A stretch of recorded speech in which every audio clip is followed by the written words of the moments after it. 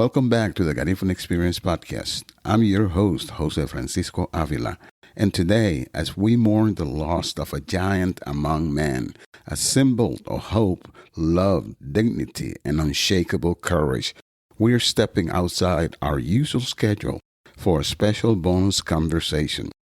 The special episode pays tribute to the late Reverend Jesse Louis Jackson, who went to be with the Lord on Tuesday, February 17th. May he rest in power. They told us, say it loud, I'm black and I'm proud. They told us black is beautiful. And then in 1984 and 1988, Reverend Jesse Jackson told us that we were a rainbow coalition and to keep hope alive. Reverend Jesse Jackson's 1984 and 1988 presidential campaigns didn't just change politics, they changed me. We are talking about the spark that turned a personal awakening into a lifelong movement, how Jesse Jackson's vision ignited the modern Garifuna movement, and why that same spark needs to be a wildfire today as we look toward the year 2030. When I first arrived in the United States of America, the air was thick with change.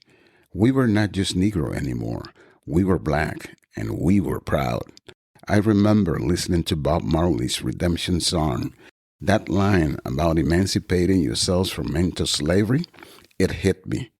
We were not just fighting for jobs or housing.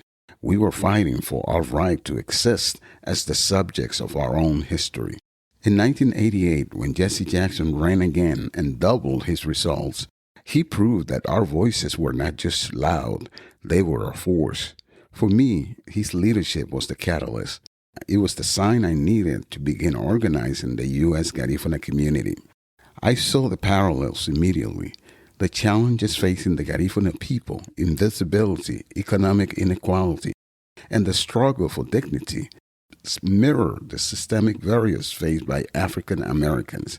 I realized that if African Americans could mobilize and demand recognition, so could we.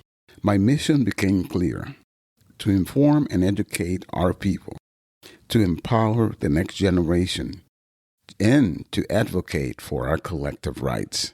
I wanted Garifunas to become the subjects of our own history, no longer the objects of someone else's narrative. The Sunday that changed everything. Fast forward to Sunday, February 5th, 1989. We were at the Club Cubano Interamericano on Prospect Avenue in the Bronx. It wasn't a fancy gala.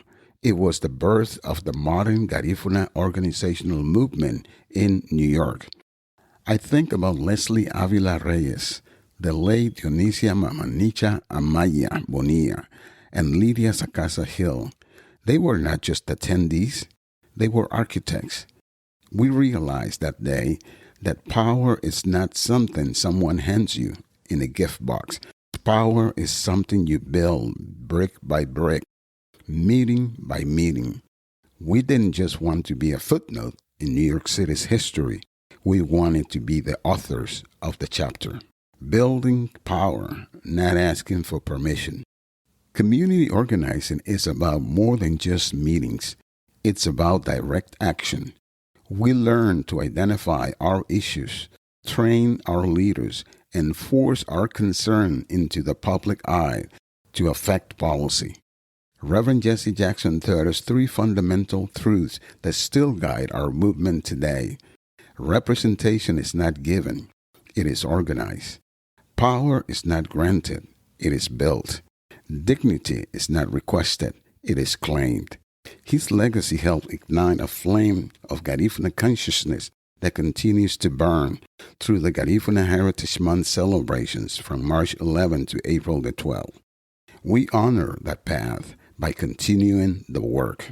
The 2030 mission. The why now. So, why am I telling you this now? Because the fight for dignity didn't end in 1989. It's evolving. Right now, we are facing a massive obstacle. The Garifuna demographics are undercounted and underrepresented, and it's time to be counted and heard in the 2030 census. If we aren't counted, We don't exist in the eyes of the government. No funding for our schools, no resources for our youth and seniors, no political voice. We are launching the Census 2030 Garifuna Complete Count Committee. We need the same spirit that Leslie, Mama Nicha, and Lydia brought to Prospect Avenue 37 years ago. We need your leadership. Reverend Jesse Jackson said it best, representation is not given, it is organized. I'm asking you to join me and Gregoria Flores. Visit our website or click the link in the show notes to join the Census 2030 Garifuna Complete Count Committee. Let's make sure that when the history of the next decade is written, the Garifuna people are not just a culture to be celebrated. We are a voting and power block ready to be activated. May we continue to work in purpose. I'm José Francisco Ávila. This has been a bonus edition of the Garifuna Experience podcast. Stay empowered. And that wraps up another illuminating episode of the Garifuna Experience podcast. Thank you for listening. Remember, the future of the Garifuna people is in our hands. Until next time, stay united, stay proud. Sungube Lida Aba. Ayo. Find new episodes of the Garifuna Experience podcast every Tuesday on Apple Podcasts, Spotify, iHeartRadio, YouTube, Amazon Music, or whatever you get your podcasts. Please rate and review the Garifuna Experience podcast. It helps our history reach the world.